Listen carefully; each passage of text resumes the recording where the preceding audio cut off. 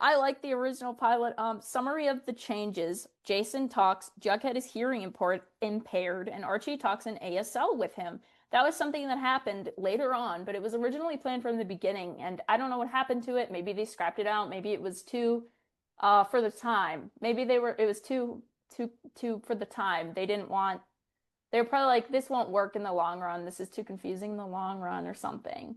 There's lots of extra dialogue in scenes, which doesn't matter. But Polly is present for the episode. Fred and Mary aren't divorced, which is really interesting. They weren't ever divorced. I'm just reading it off of somebody said something. Fred and Mary are not separated. Mary is shown in episode 1.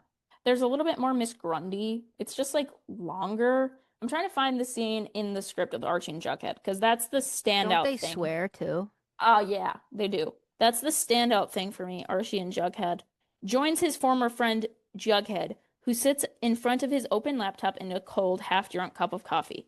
Archie lifts his hand, signs H-E-Y. Jughead signs back H-E-Y. Then Jughead turns on a hearing aid he wears in his right ear beneath his weird hat.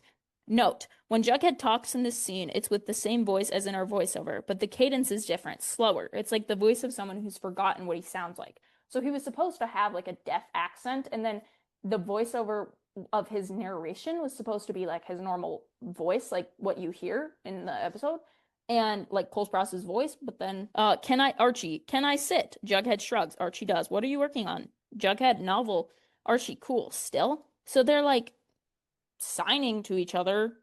And I really like the description in all of the scripts. Jughead's silent, doesn't give a shit about Archie's music story. Archie looks out the window, the town in darkness. Then, Archie, did you know Jason Blossom, Jug? 17 years old, and how will he be remembered? As captain of the water polo team, the Aquaholics?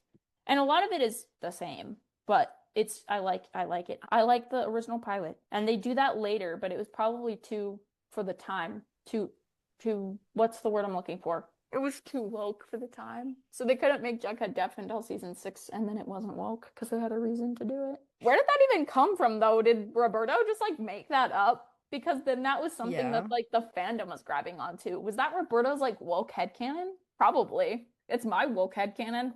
Makes sense to me. There's no reason for it not to be. And I think that it's sweet that Archie knows sign language because then that means that they've been best friends for so long and he cared enough to probably learn it when he was a kid because he was and because Archie's such a nice kid, he was being kind and being nice and like willing to go out of his way to kind of make himself probably uncomfortable learning a new thing to be able to communicate with his best friend. I think that's really sweet. And it shows what kind of character Archie is. Yes, I agree with that. 100%. Would be interesting to see how the show would be different if that were the actual Yeah. pilot. Yeah. Because it doesn't change that much. It wouldn't change anything like incredibly drastically. Because they do it later anyway, and they just go around it by saying he has superpowers and can hear people anyway. And he has a hearing aid in the pilots, and he can hear Archie talking. So it doesn't make much of a huge difference. But maybe they just didn't want to crowd the screen with a lot of signing.